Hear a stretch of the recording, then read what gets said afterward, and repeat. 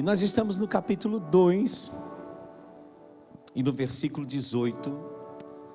O tema, o subtema dessa parte é os anticristos. E antes que você se entusiasme de que talvez eu fosse entrar em um estudo mais profundo teológico nessa noite, desiludo você. Mas tem uma matéria no IBFA que nós ministramos, que é a escatologia bíblica, e você vai ficar muito desejoso de participar. Amém? Porque você vai querer saber mais sobre isso. Mas João está antevendo algo e nós vamos trabalhar, amém? Versículo por versículo, conforme o Senhor vai nos dirigindo. Todos encontraram? Filhinhos, já é a última hora. João está falando isso ainda no século I, final do século I, daquilo que nós conhecemos como a era cristã. E deixa eu falar para você, já era a última hora. E hoje, pastor, ainda é a última hora.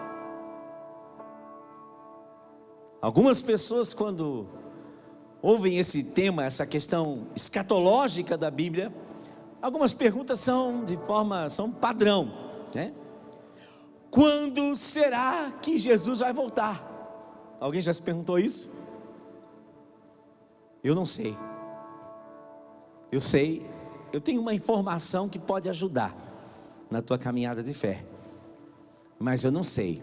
Mas a informação é a seguinte: eu sei que hoje está mais perto do que ontem. E amanhã, se ele não voltar hoje, vai estar mais perto do que hoje. Vai ser mais última hora ainda, irmão. Mas nós continuamos nessa última hora. Aleluia. E como ouvistes, vem o anticristo, singular. Preste atenção. O anticristo. E aí ele enfatiza algo. Também agora, muitos anticristos têm surgido, pelo que conhecemos que é a última hora. Revendo um pouquinho do porquê da carta, há um espírito, o espírito do anticristo atravessa a história. Desde a queda, ou talvez, se fôssemos aprofundar um pouco mais, desde que a iniquidade se forma e se manifesta no céu, esse espírito tem tentado de alguma maneira, e eu digo tentado porque ele nunca conseguiu e não vai conseguir parar a igreja de Jesus, mas ele se opõe a tudo que é Cristo.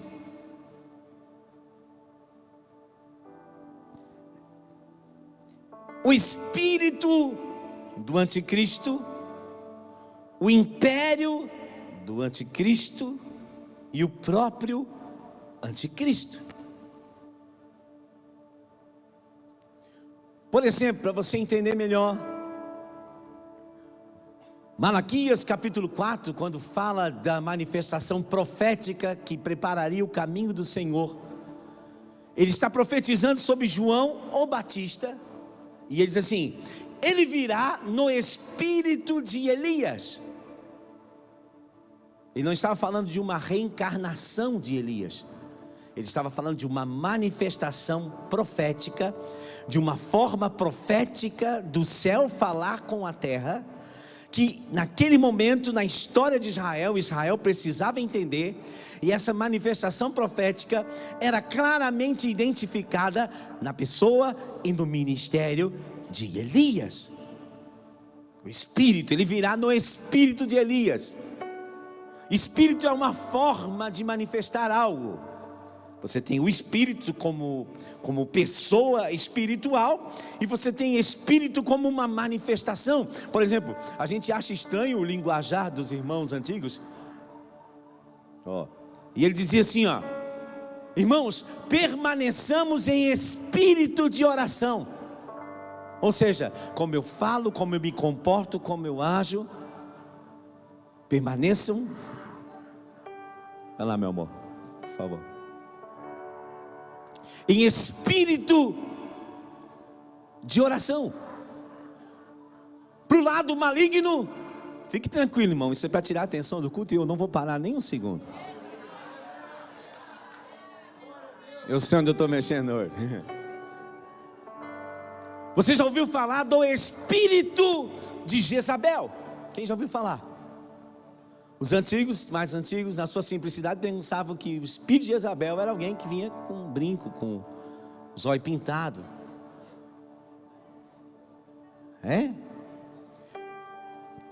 Mas o espírito de Jezabel é uma manifestação maligna, profética, de manipulação e sedução. Por isso a figura se confundem com o espírito. Se eu pudesse dizer assim, como é que o espírito de Jezabel age hoje? E eu gosto muito de achar conceitos fáceis de entender pelo menos as coisas. O espírito, se eu pudesse chamar o espírito, tivesse que dar um outro nome para o espírito de Jezabel, pastor Maculan, eu daria o nome de ecumenismo. Amor é Deus, fez coisa boa, é de Deus. Todo Deus é bom se fala de amor. Todo mundo está bem se tem amor. É Jezabel. Jezabel não queria acabar com os profetas de Deus. Ela queria que os profetas de Deus aceitassem os profetas dela como de Deus também, como se fosse tudo no mesmo barco. A raiva dela era essa. Ela não queria destruir, ela queria, esse demônio, ele quer aceitação. Tem que dizer que eu sou de Deus também. Por que só os profetas de Yahvé são de Deus? Por que o de Baal não? Mas Baal, ele dá colheita, ele traz as chuvas, por que não? Ecumenismo. E você vai ver que João, ele está com essa carta vacinando a igreja contra um espírito, o espírito do anticristo, que se manifesta agora através de um ensino conhecido como gnosticismo. Um ensino que se pronunciava superior, como se eles tivessem encontrado uma revelação maior do que a graça, maior do que o evangelho fundamentado na doutrina dos apóstolos. Era tão superior, irmão. E eu vi uma vez isso manifestando na igreja na década de 80, que eu não vi mais depois. A igreja que eu cresci, entrou, pastor, o gnosticismo de forma terrível.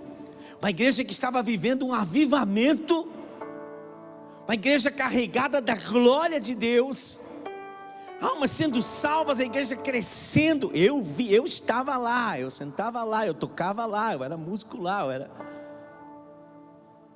e de repente levanta um ensinador, um pregador eloquente,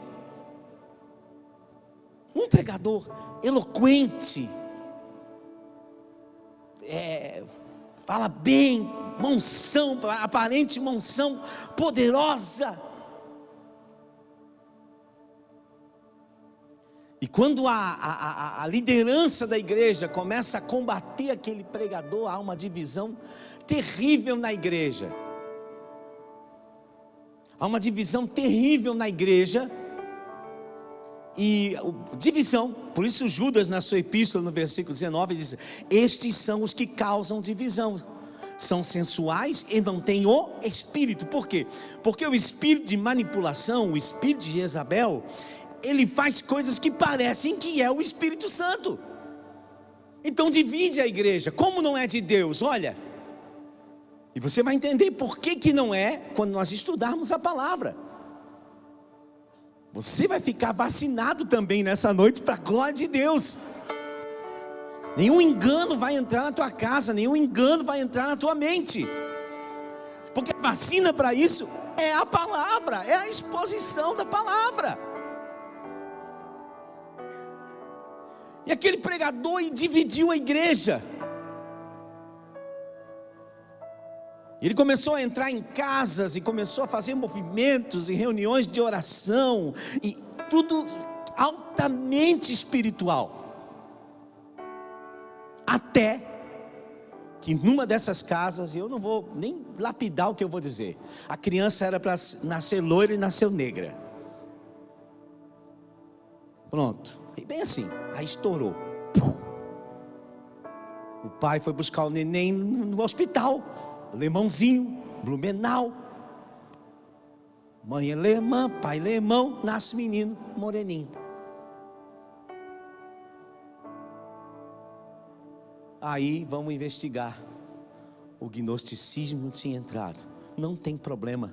Os pecados da carne não afetam a pureza da alma.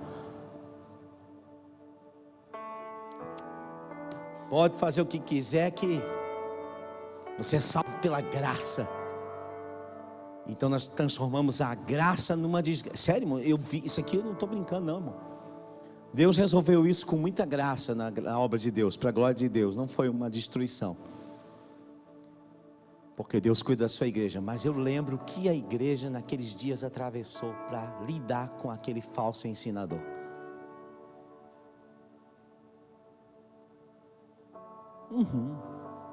Aqui eu passei, irmão. Teve um aqui que queria trazer um ensino falso, e um monte de gente ficou contra mim. Um monte de gente saiu da igreja. Agora ele não está mais em igreja nenhuma, não está mais com a mulher, não está mais pregando, não está mais com ninguém. Mas eu fui o ruim quando eu combati o falso ensino, para muita gente. Ia pregar aqui uns negócios gnósticos. Não, pastor, a sabedoria aqui nova é outra coisa, que é outro panorama. De meu irmão, eu sou pregador do livro mais velho que tem. E nós combatemos de forma terrível, enfrentando. Por quê? Porque é a exposição da palavra que vacina a igreja contra esse espírito de falso ensino. E é isso que João está fazendo. Então, o anticristo é porque ele age de forma invertida. O espírito está agindo, e quando a igreja for arrebatada, então ele vai personificar em um homem.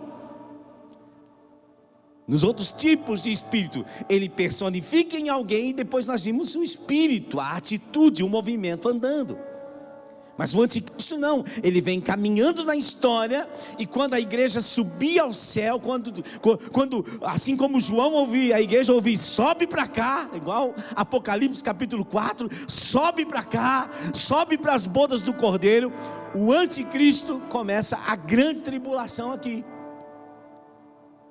Mas deixa eu falar uma coisa interessante sobre grande tribulação. Nós passamos por tribulação. Mateus 24 vai falar de tribulação, que a igreja passa desde seus primórdios, desde a destruição de Jerusalém, anos 70.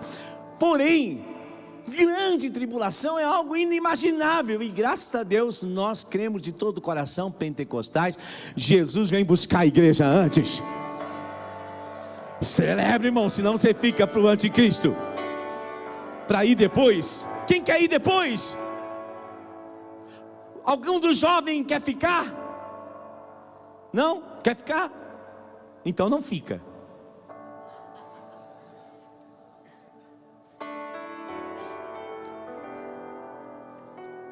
Só que esses 7 anos de grande tribulação, presta atenção, grande tribulação, 7 anos, ele é dividido em 2 períodos de 3 anos e meio. E os primeiros 3 anos e meio são anos de paz aparente. O anticristo vai seduzir todo mundo, vai enganar todo mundo, vai unificar forças que hoje nós vimos em guerra, que é impossível, né? Você vai lá, por exemplo, entra em Jerusalém, você não consegue entrar, mas tem um templo de um outro Deus lá, que tomou o lugar onde Abraão iria oferecer Isaac. E lá, um dos escritos naquele templo está dizendo assim, ó: Deus não tem um filho. O deles não, o nosso tem. Então esse sedutor, essa personificação do anticristo, né? A pessoa do anticristo, ele vai conseguir algo, só que é por apenas um período, e vai ter uma falsa paz. Entre tantas coisas, eu acredito que é uma paz, mas isso aqui é um pensamento meu, uma conjectura minha. É uma falsa paz, porque ela é uma paz observada. Haverá tanta observação, não vai existir mais privacidade. Então, se não tem privacidade, não tem dinheiro físico, não existe mais dinheiro físico, não existe mais, as coisas saem para o mundo virtual. Você tem, alguém vai lá, diz que você não tem mais. Você ganhou, mas se você não gasta do jeito que se quer, vai lá e tira de você. Se você não se molda, então é uma paz, porém é uma paz falsa. E ela vai levar a um estouro. Se você está acompanhando o caos que leva quando um povo é pressionado além dos limites aceitáveis e dosáveis, você vai ver o que está acontecendo no Haiti hoje. Gangues de canibais estão banqueteando seus inimigos em praça pública para aterrorizar o restante da população. Não tem mais governo, é o governo da barbárie. É um extremo. Só que essa falsa paz, a Bíblia ainda chama de a grande tribulação. Porque falsa paz, irmão, é pior do que guerra. A falsa paz, ela é mais enganosa do que a guerra. Você está enfrentando a guerra, você sabe que é a guerra. Mas a falsa paz, quando a gente pensa que está tudo bem, mas quando diante de Deus, na verdade, não está. E esse é o efeito do engano do anticristo. Olha só. E João está falando algo, ele diz assim, ó. Irmão, e assim, ó, é um espírito, é um ensino. Presta atenção. Não traga nenhuma interpretação. Eu estou trabalhando a igreja de Jesus. Amém? Ele diz assim, ó, eles saíram de nosso meio. Ele não está falando de pessoas que saíram da igreja, irmão. Diga assim, graças a Deus. Amém? Para não entender errado isso, né? Que toda igreja sai gente. Eu estou aqui, eu saí de outra igreja, irmão. Amém? Quem aqui já veio de outra igreja? Pronto. Quando ele fala, eles saíram de nosso meio. Presta atenção, está resolvido esse problema agora? Amém? Eles saíram de nosso meio. Ele está falando, nós estamos no versículo 19. Ele está falando da apostasia. Amém? O que é basicamente a apostasia? Você cria, você acreditou, você entregou, você batizou, você serviu, e de repente alguma coisa, um falso ensino, foi levando você para o engano, para o erro, até que você sai do meio. Não é do meio apenas da comunhão da igreja, você sai do meio daquilo que é o fundamento da igreja, Cristo, o Filho do Deus vivo. Esse é o meio da igreja, esse é o seio da igreja.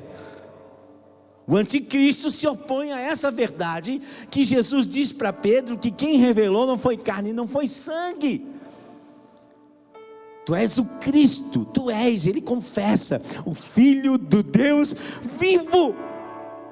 Jesus diz, sobre essa pedra eu edificarei a minha igreja, e as portas do inferno, do engano, do erro, da apostasia, não prevalecerão contra ela, se ela estiver nele, nessa pedra, nessa rocha.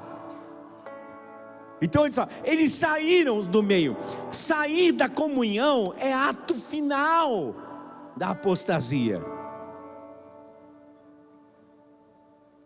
Alguém perguntou para mim, pastor, qual é a diferença de uma igreja para uma empresa, né? Porque a gente estava falando de liderança no podcast. Isso é simples.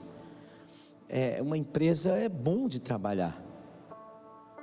Uma empresa, liderar numa empresa é bom. Se você aprende boa administração, você aprende. Contrata devagar, demite rápido.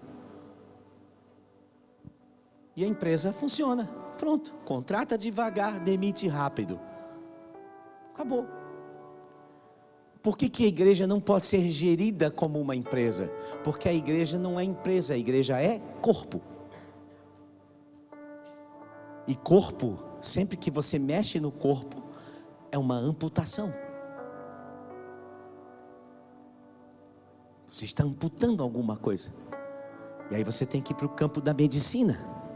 Você sabe que um ato extremo de uma amputação é quando o médico diz: olha, eu preciso amputar, porque manter esse membro pode correr o risco de matar todo o corpo.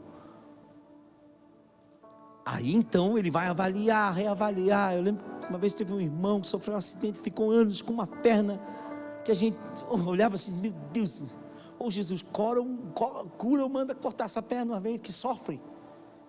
Mas o médico não fazia isso, por quê? Porque é corpo. Não se lida com o corpo do mesmo jeito que se lida com coisas. Não é um carro que você troca peças, é um corpo. E todos nós temos responsabilidade com alguma coisa dentro do corpo de Cristo. Você está lidando, seus filhos são membros do corpo, as suas crianças são membros do corpo. Você tem que cuidar como você mexe com esse corpo. Quem está entendendo? Porque vida, é orgânico que nós estamos falando. Então não é a mesma coisa. Não é da mesma forma que você vai lidar com esses assuntos. Então, quando ele sai do meio, é um expurgo natural da contrariedade agora da vivência e da natureza. É simples, você tem ovelha e você tem lobo. O lobo não consegue conviver muito no meio das ovelhas, por causa da natureza. Ovelha se junta, come o capim, pasto verdejante, águas tranquilas. O lobo vai querer comer ovelha.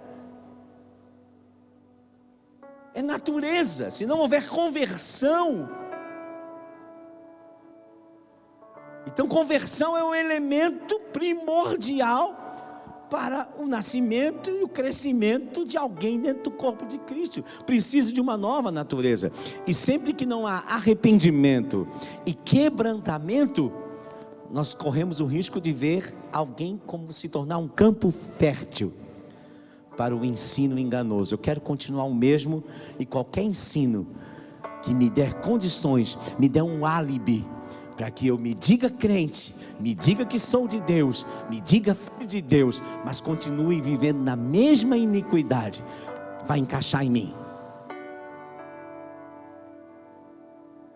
Ou eu vou receber o ensino de Cristo, ou eu vou receber a natureza de Cristo, ou eu vou acolher rapidamente um álibi. Isso aí, para que tanto assim? Estão querendo ser crente demais agora. Andou por aí, fez tudo errado a vida toda, agora está dizendo que é evangélico. Para que tanto na igreja? Eu digo: para que tão pouco? Eu gosto, cara.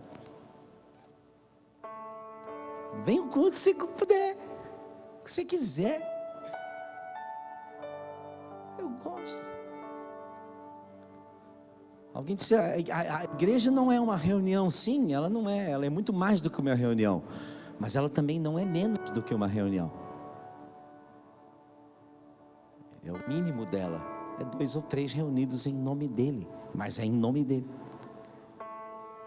debaixo da autoridade dele, debaixo do ensino dele, debaixo da palavra dele. Aleluia! Se tivessem sido dos nossos, teriam permanecido conosco. Versículo 19: todavia se foram, para que ficasse manifesto que nenhum deles é dos nossos. Versículo 20: e vós possuís a unção. Diga comigo, unção. Que vem do Santo. E todos tendes conhecimento. Queridos, eu falei para você que a carta de João é uma vacina. Incrível como se pode achar vírus dentro da vacina. Você não vai acreditar que tem gente que usa esse versículo para dizer que não precisa ouvir ninguém?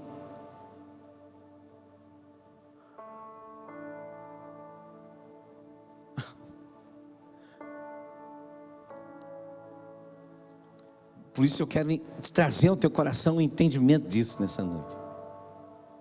As manifestações do Espírito Santo. Diga assim, duas unções. Unção em mim. Unção sobre mim. Unção em mim. Unção sobre mim. Gravou? Unção em mim, para que a obra de Cristo seja feita em mim. O Espírito da verdade. Jesus fala lá em João 14 ao 17. O mundo não pode conhecer, porque ainda não nasceu de novo. Mas Ele estará convosco e estará em vós. A unção em mim é para que eu seja transformado à imagem e semelhança de Deus mediante a natureza de Cristo. Obra de Deus em mim, diga assim, unção em mim. É o Espírito Santo me convencendo que o caminho de Deus é o melhor para mim. É Ele quem convence do pecado, da justiça, do juízo. Se Ele não te convencer do pecado, Ele vai te convencer da justiça. E se Ele não conseguir te convencer da justiça, Ele vai te convencer do juízo.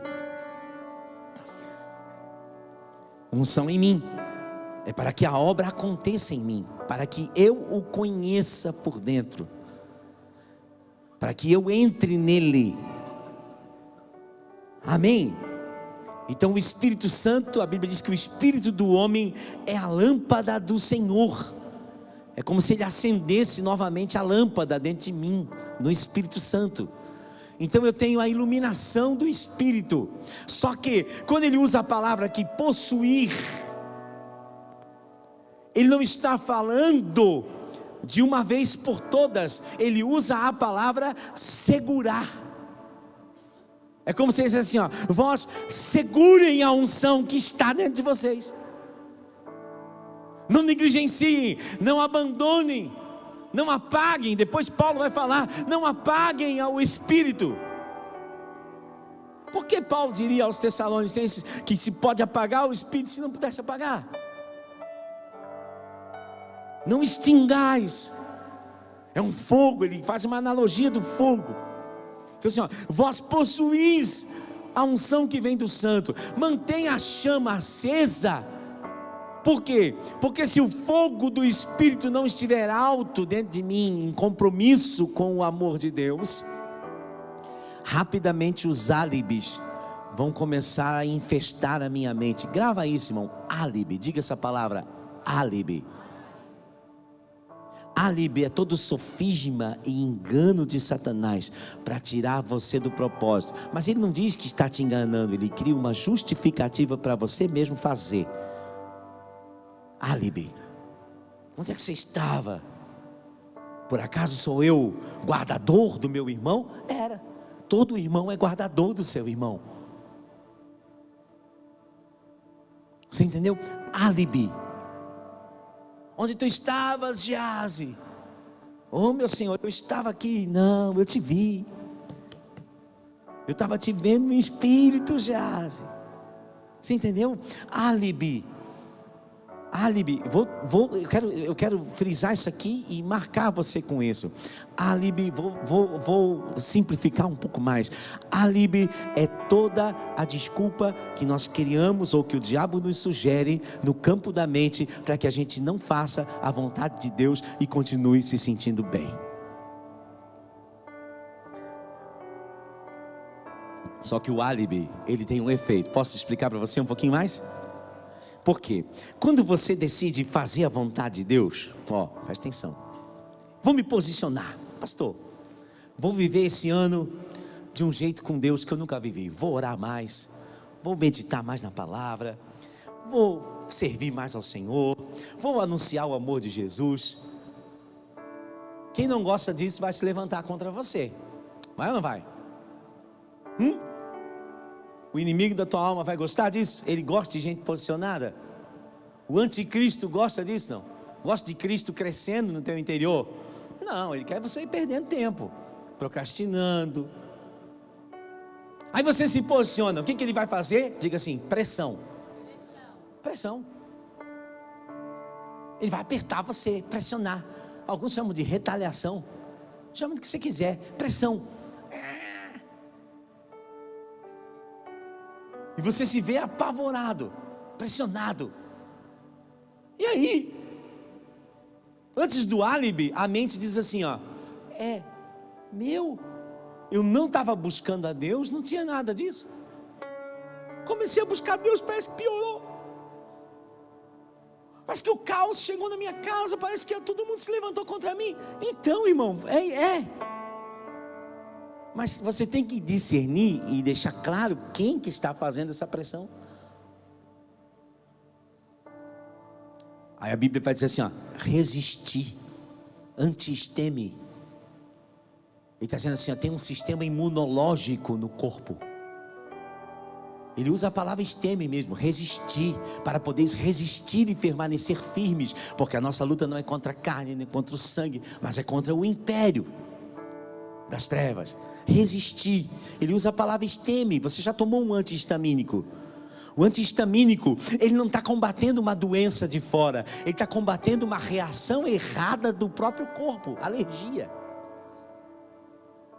Teu corpo está reagindo errado, se defendendo de uma coisa que ele não deveria se defender. Aí o sistema imunológico ataca algo que não deveria atacar, é o próprio corpo. Não sou médico, mais ou menos que eu entendo assim, eu fui dar uma olhadinha, tá? Porque eu achei a palavra, eu estou olhando lá no grego, esteme, eu digo, eu já tomei antihistamínico, eu tenho alergia disso, daquilo, vou lá dar um antihistamínico, porque eu tenho alergia de tudo que é remédio. Aí vai lá o médico dá um antihistamínico. E você acredita que o anticristo é um antihistamínico de Cristo? Ele tenta privar o corpo de Cristo? Por isso aquilo que se opõe a algo que deve ser natural. Então o diabo vem fazer pressão. Você tem que entender uma coisa, essa pressão é Satanás tentando tirar você do propósito de Deus. E você precisa ativar o sistema imunológico espiritual para resistir. Intercessão, igreja, congregar, palavra, adoração, congregacional, individual, tudo que o corpo fornece para fortalecer você, você precisa fortalecer o teu sistema imunológico espiritual. Por isso eu digo, pega tudo, irmão, adora a cada minuto. Você já veio aqui, então levanta a mão e adora, canta tudo que você puder, oferta, vacina, fortalece o teu corpo espiritual, porque amanhã Satanás vai estar pressionando você.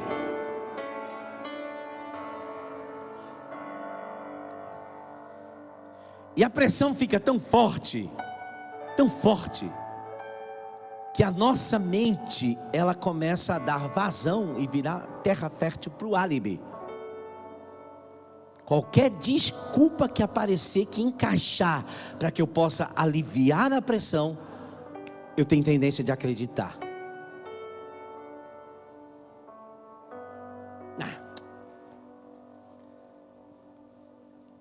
A mulher encrencou.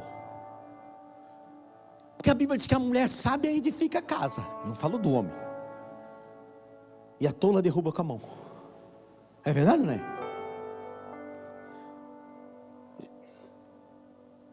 Assim, ó.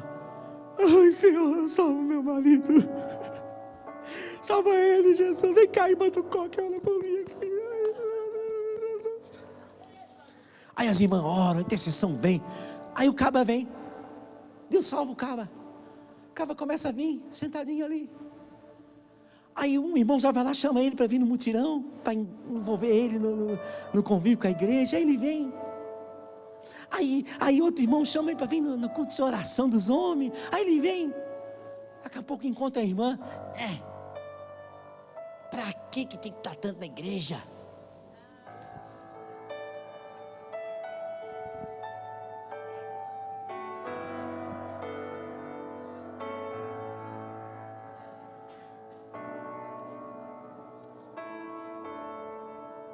Você entendeu, irmão? Porque é pressão. Tem mulher que tem ciúme de Jesus. E tem homem que tem ciúme de Jesus também. Mas a mulher tem mais. Eu vou pregar no retiro de mulheres, vocês vão ver. É nós lá. Vocês vão apanhar. Agora já estão inscritos, né, amor? Não dá mais para cancelar. Sério, irmão. Uma vez, há muitos anos atrás, uns 18 anos atrás, tinha um irmão, a esposa. Pastor, traz ele para perto, pastor. Ajuda ele, pastor. A igreja era bem pequenininha. Aí eu comecei a trazer o irmão, trazer ele para orar comigo. Ele começou a vir, vinha servir, trabalhava, ia para casa, cuidava da família direitinho. Ia na igreja. E Deus começou a abençoar o irmão. Ele começou a dar fruto, começou a querer dar uma pregadinha já, querer ganhar uma alminha. E começou, ficou bonito, irmão. Aí um dia ele sabia que eu sempre estava estudando na minha sala e orando no sábado à tarde, preparando os cultos domingo. Ele foi para lá. Fica lá comigo, ficou lá orando e tal, eu estudando a palavra. Daqui a pouco ela entrou. Sabe, irmão, não, você não vai acreditar o que ela disse para ele. Você nem vai querer que eu conte, eu nem vou contar. Sério, irmão, até hoje isso eu tenho uma tristeza no meu coração com isso. Profunda no meu coração com isso. Até hoje. Sempre que eu vejo aquele irmão no mesmo lugar, há quase 20 anos, do mesmo jeito, o meu coração fere. E ao mesmo tempo eu tenho um pensamento de oração por ela. Senhor, perdoa ela. Ela entrou na minha sala assim: já estás aqui puxando o saco do pastor? Aquele irmão nunca mais voltou. Nunca mais voltou. Não demorou muito tempo, ele também não veio mais à igreja.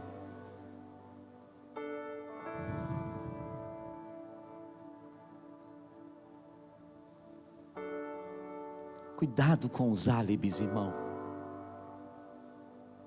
Eu disse que eu ia vacinar. Um dia um pai me parou aqui, ó, naquela porta antiga que tinha aqui, ó, de vidro. Ficou me esperando. Veio buscar a filha dele na dança. Disse: pastor, é um absurdo. Todo dia eu tenho que estar vindo aqui, vai trazer criança na igreja. Todo dia, perereta. Mas me xingou assim de entortar. E eu deixei ele desabafar. Eu disse: irmão, deixa eu falar uma coisa para ti. Não sei o que eu sinto, porque há alguns dias atrás eu recebi um pai aqui. Eu posso sugerir você trocar com ele, se você quiser. Porque esse pai veio aqui chorando e os traficantes estão quebrando o muro da casa dele. Ele tem que vender as coisas para pagar as dívidas do filho. O filho está se perdendo. O filho não quer saber de Deus, não quer saber da igreja. Você quer trocar? Você pega um que não vem na igreja e deixa.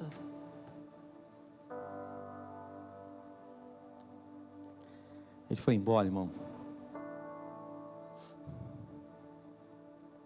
Aquela moça do jeito que está, ela nunca vai dar um neto para ele. Você é bem inteligente.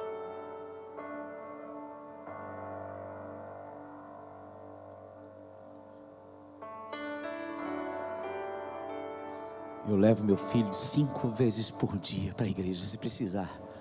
E se precisar botar na canguta, eu trago também. E se precisar ficar esperando, eu fico esperando. E se precisar trazer, se ele quiser vir de madrugada fazer um devocional aqui, eu trago de novo. Porque eu prefiro trazer ele 1000 vezes na igreja do que um dia em outros lugares.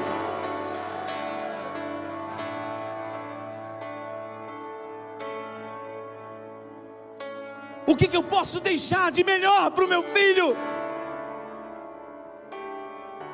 Senão que o coração dele tenha tido um encontro com Cristo.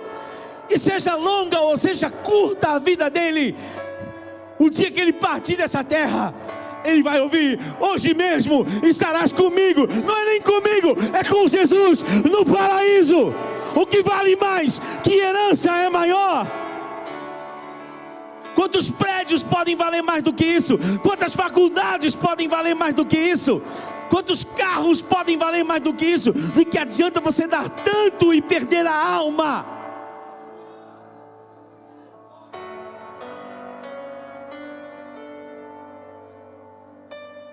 É um investimento mais barato, irmão. Tem estrutura de escola, não cobra nada. Tem aula, não cobra nada. Tem professor, não cobra nada.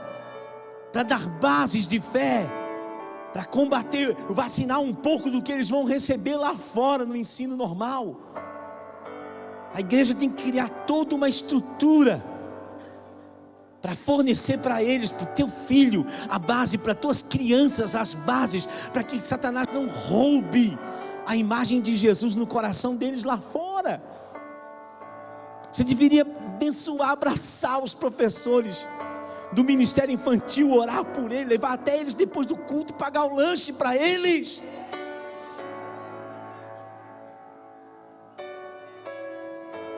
Você já agradeceu o professor? Porque você cria uns monstrinhos, eles apavoram lá na aula. O professor, irmão de Deus, você tem noção do que eles estão fazendo? Né? Eu gosto daqueles vídeos, né? Ninguém mexe com meu filho. Aí mostra o vídeo da criança pulando igual um macaco. A criança. Eu entendo, irmão, eu estou brincando. As crianças hoje não têm espaço como a gente tinha. A gente não pode brincar na rua. Eles têm espaço, eles querem brincar. Você entendeu, né, irmão? Bom de pessoa inteligente, quem entende? E se você quiser um álibi, já dei, né, irmão? Então é isso, queridos. Amém? Você tem a unção do Espírito Santo dentro de você. Não deixa os álibis roubarem a verdade do teu coração. Quando o diabo fizer pressão, você busca o Senhor. Sabe como é que combate pressão externa, irmão? Aumentando a pressão interna. Amém? O diabo está pressionando, ele só pode fazer barulho em derredor, ou seja, ele só pode pressionar por fora. Você entra lá no avião, né? Você decola, o avião começa a subir, começa a injetar ar dentro. Por isso a gente chama ele de pressurizado, né? Por quê? Para a pressão externa não esmagar ele, se aumenta a pressão interna. Você não quer que Satanás esmague você? Aumente a pressão da unção no teu interior.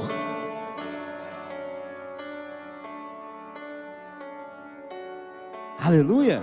Como é que faz? Paulo ensina, Efésios capítulo 5, versículo 18. Não encha a tua cara de cachaça, não encha a tua cara de vinho, mas se enche do Espírito Santo, falando entre vós em salmos e hinos e cânticos espirituais, cantando e salmodiando ao Senhor no vosso coração, sempre dando graças a Deus por tudo, sujeitando-vos uns aos outros no temor de Cristo. Vai aumentando a pressão interior e Satanás não vai ter poder sobre a tua vida e sobre a tua casa.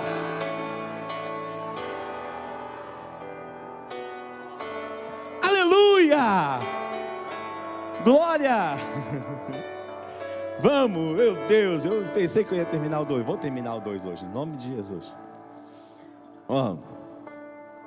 Não vos escrevi porque não saibais a verdade, antes porque a sabeis, e porque mentira alguma jamais procede da verdade. Se tem uma coisa que a mentira não tem poder, é de produzir verdade. Parece um paradoxo, mas não é. Não sai coisa boa da mentira.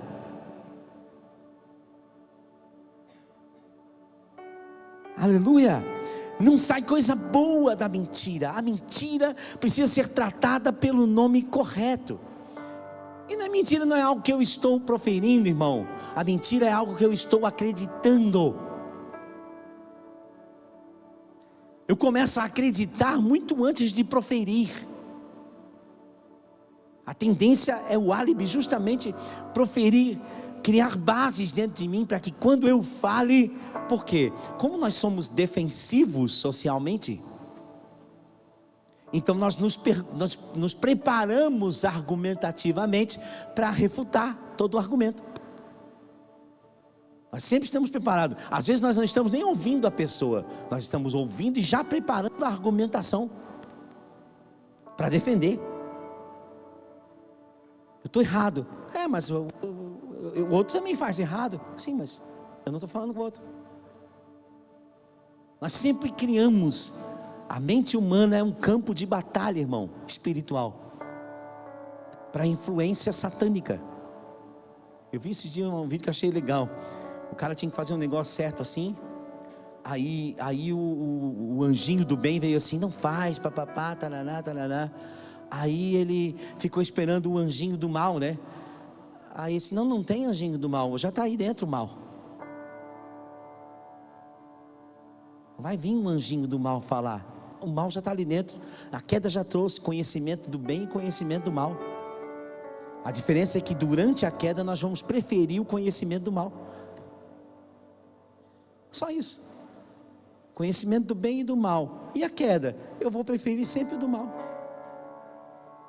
Por demorar demais, a consequência dos atos do homem, o coração dos filhos dos homens está sempre disposto a praticar o mal.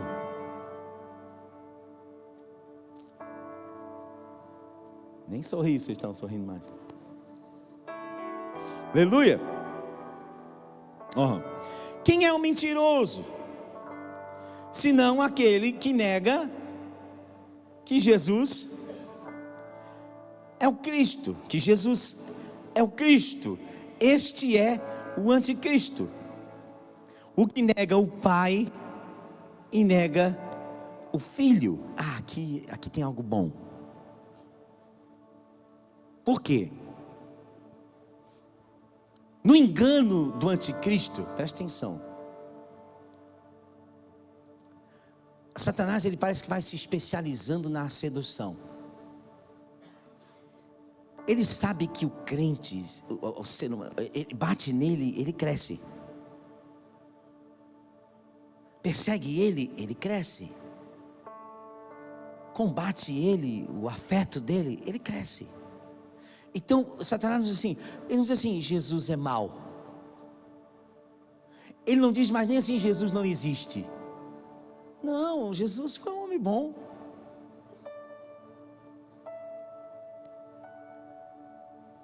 Não, Jesus teve uma filosofia boa. Não, Jesus fez o bem. Então estamos juntos, vamos ser ecumênicos. Só que o problema do gnosticismo, do falso ensino, é que ele nega a divindade.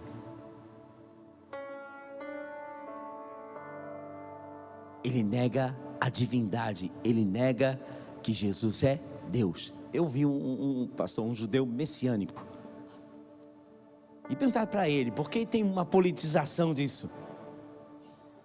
O judeu tem direito de negar Yeshua e continuar dizendo que tem pai?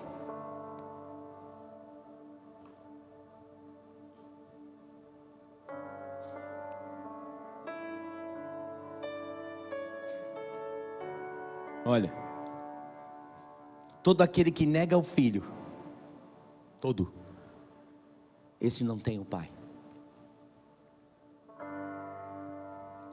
Aquele que confessa o Filho, igualmente, tem o Pai. Todo aquele que nega o Filho. Não. Você crê em Deus? Creio em Deus. Como é que você adora? Tal dia eu vou lá e rezo uma coisa para ciclano. Não, você crê em Deus? Não, crê em Deus. Só que tem um outro efeito agora, uma outra vertente, que vem desde a nova era, que essa é mais infiltrada ainda, e mais enganosa ainda, e mais danosa. Ele não nega Deus, olha, só que ele materializa Deus. Tem uma palavra que você nunca mais vai falar a partir de hoje. Ele materializa Deus. Então diz assim: Deus é uma energia. Aí o irmãozinho vai lá no Instagram e bota lá hashtag vibe. Não é unção, é vibe, vibração. A materialização do poder sem o dono do poder, sem o autor do poder. Vamos ficar nessa vibe aqui, irmão. Deus tem energia, mas Deus não é energia.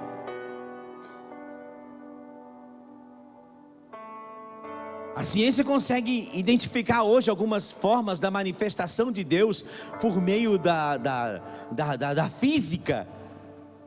Mas Deus transcende muito isso. A natureza de Deus transcende isso. Está muito além. Eu não sei explicar. Eu não consigo nem alcançar a dimensão daquilo que é Deus. E graças a Ele nós vamos ter a eternidade toda para descobrir e nunca vamos entediar. Se tem uma coisa que não vai ter no céu, é tédio, irmão. Meu Deus. Então Ele não nega a pessoa, a bondade, a fraternidade, a comunidade. O problema está na sedução da divindade. Ele é espiritual, vai alguns, mas ele não é divino. Ele não é Deus. Ele é criado. Ele não é criado. Ele é Deus. E se o Espírito Santo já convenceu isso dentro do teu coração, está aí, Jesus é Deus? Só um pouco. Vou perguntar de novo: quem crê que Jesus é Deus? Fica firme nisso. O engano não pode entrar em você. Qualquer engano, qualquer ensino que tire a pessoa de Cristo do centro da história, do centro da redenção, pode falar de Deus, pode falar do Espírito Santo, pode falar de qualquer coisa. Se Jesus não for o centro, é anátema.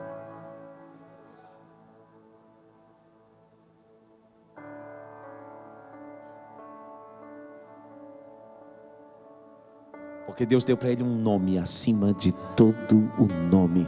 O centro do culto, o centro da adoração, o centro do caminhar, o centro da redenção, o centro da eternidade.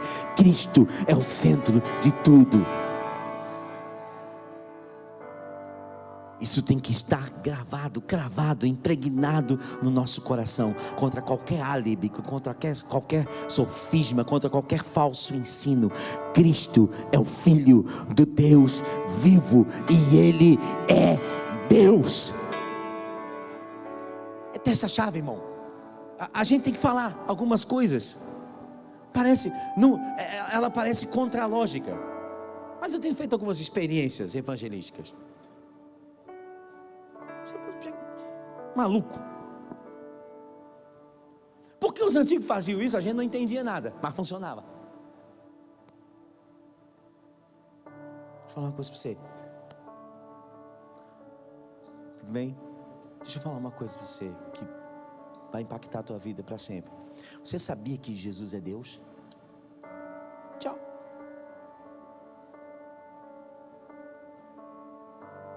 Sério? Sério?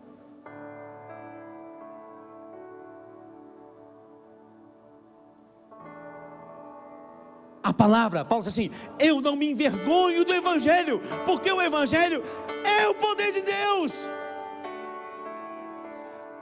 E se a palavra se fez carne e é o Evangelho, e o Evangelho é o poder de Deus, tudo que eu preciso fazer é pregar o Evangelho.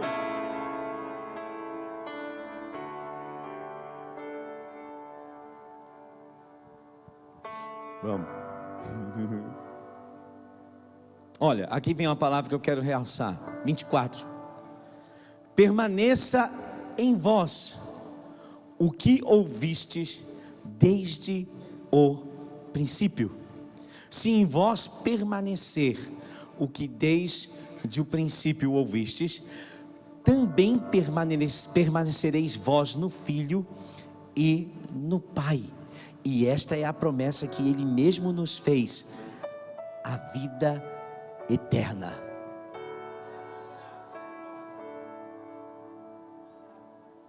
Há uma diferença, irmão, entre receber, presta atenção, receber e permanecer.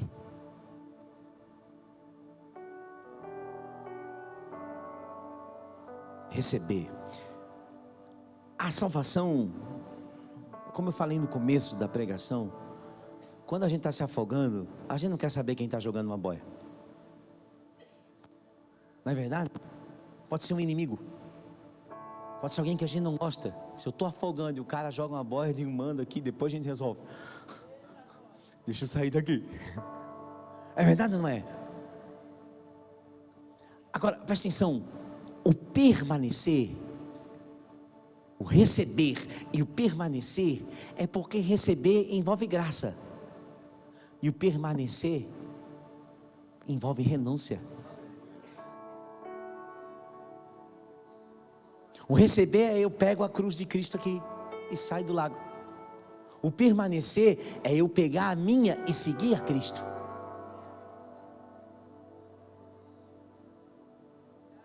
Então João está dizendo: olha, vocês receberam, a unção está em vocês, permaneçam.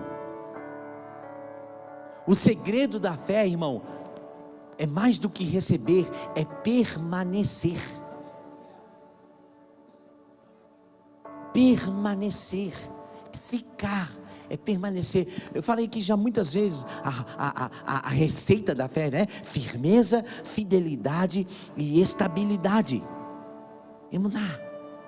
Firmeza, fidelidade e estabilidade. Fés vacilantes estão defeituosas em algum desses pontos. Ou você não está firme, ou você não é fiel, ou você não é estável. Corrige algum desses pontos e a tua fé se fortalece como uma coluna forte. É só mapear. Firmeza, fidelidade e estabilidade. Por que alguma coisa não está dando certo na minha vida, pastor? Em algum lugar, ou está faltando firmeza, ou está faltando fidelidade, ou está faltando estabilidade. Faltando paz, pastor, em algum lugar. Está faltando firmeza, ou está faltando fidelidade, ou está faltando estabilidade. Lembra que nós falamos de Shalom? Nada faltando, nada quebrado, nada fora do lugar. Firme, fiel e estável. Pastor, meu casamento não está bom. Onde é que está? Em algum lugar está faltando firmeza, em algum lugar está faltando fidelidade, em algum lugar pode estar faltando estabilidade. Fé, emuná, firmeza, fidelidade, estabilidade. Nasce lá em Abacuque, capítulo 2, versículo 4, ele diz: o justo, pela sua firmeza, pela sua fidelidade e pela sua estabilidade na palavra daquele que falou, pela sua fé, viverá. E João está dizendo agora: essa é a promessa que ele nos fez, a vida eterna. O justo pela sua fé. Vamos lá. Firmeza, fidelidade, estabilidade. Viverá. Aleluia. Versículo 27. Estamos quase terminando o capítulo 2. Diga graças a Deus. Quanto a vós outros, A unção que dele recebestes permanece em vós. Só abrir um texto aqui que eu quero. E não tendes necessidade de que alguém vos ensine, como a sua unção vos ensina a respeito de todas as coisas, e é verdadeira e não é falsa. Novamente, permanecei nele, como também ela, a unção, vos ensinou. Filhinhos, agora pois, permanecei nele, para que quando ele se manifestar, tenhamos confiança, fé, e dele não nos afastemos envergonhados na sua vinda. Se sabeis que ele é justo, também reconhecei também que todo aquele que pratica a justiça é nascido dele. E eu quero encerrar essa noite convidando você para a gente abrir a Bíblia em Jeremias, capítulo 31, versículo 33, onde o profeta está falando dessa aliança. Porque eu quero dar algo muito prático para você trabalhar e praticar a justiça. Aleluia! Irmão, a justiça precisa ser praticada. E sabe como é que sabe o que a gente pensa sobre praticar a justiça? É eu me esforçar para não fazer coisa errada. Tá bom, pastor, eu vou sair daqui, eu vou ser mais crente amanhã, eu vou me esforçar para não fazer coisa errada. Deixa eu dar uma notícia para você. Não funciona.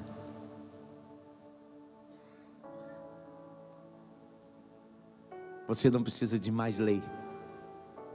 Você precisa de mais amor.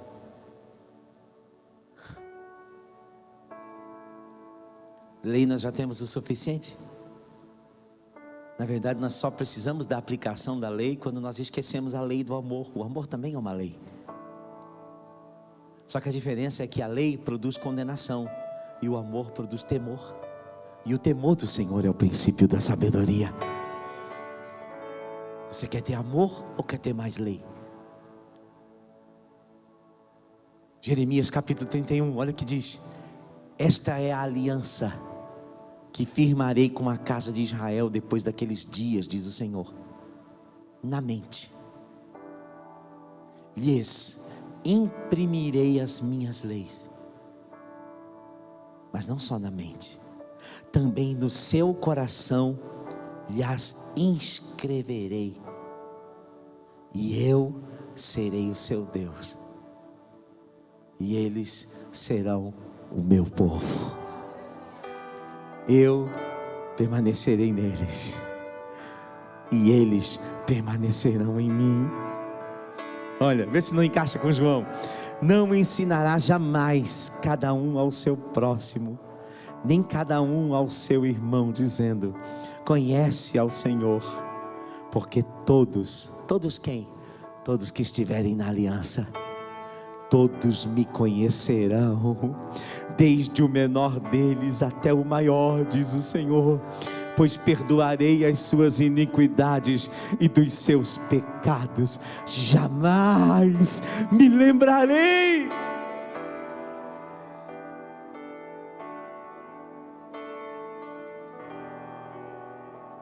Queridos,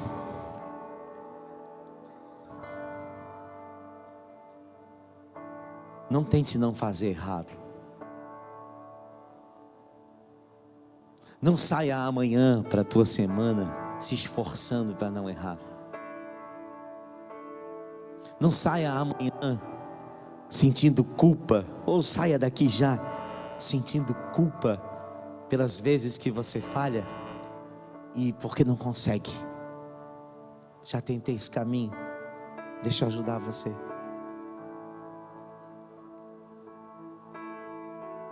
Se tivesse algo, e tem, que eu pudesse fazer deliberadamente para construir firmeza em mim, Se tivesse algo que eu pudesse fazer, porque eu quero, para produzir em mim fidelidade. Se tivesse algo que eu pudesse fazer deliberadamente, porque eu quero, para produzir em mim estabilidade, eu faria? Essa é a pergunta. Se tivesse algo que cada vez que eu fizesse, eu ficasse mais forte ao invés de mais fraco. Se tivesse algo que eu fizesse e colocasse em prática da justiça, que deixasse a minha fé cada vez mais viva, ao invés de vacilante. Tem.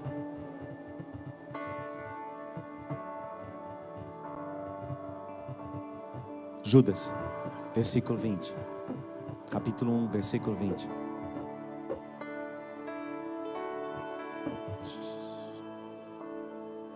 Vós, porém, amados, edificai-vos na vossa santíssima fé, orando no Espírito Santo. Olha o versículo 22, ele diz assim: guardai-vos, 21, desculpa. Guardai-vos na lei.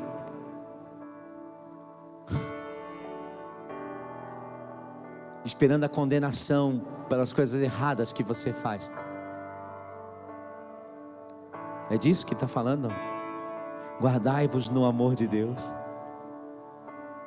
esperando a misericórdia do Senhor Jesus Cristo para a vida eterna. Não a misericórdia para a salvação, a misericórdia para a santificação.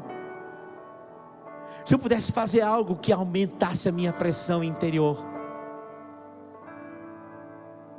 se eu pudesse fazer algo que me ajudasse a fortalecer no Senhor, a Bíblia chama isso de orar no Espírito Santo. Orar no Espírito é orar sobre a influência da unção que está no meu interior. Escute. Jesus disse assim: ei, vocês querem ter uma vida pública bem sucedida? Entra no teu quarto, fecha a porta. O teu pai que te vê em secreto publicamente te recompensará. Ele não estava falando apenas de uma casa dividida por 4 e você, um lugar que tem uma cama lá. Ele está falando: entra no secreto, entra no Espírito, ora no Espírito Santo. Quando você vê a manifestação disso na igreja, você vai ver os discípulos relatando assim: olha, e nós os ouvíamos falar na nossa própria língua das grandezas de Deus. Irmão, se grandeza de Deus não impressiona Deus, a grandeza de Deus é para mim e para você.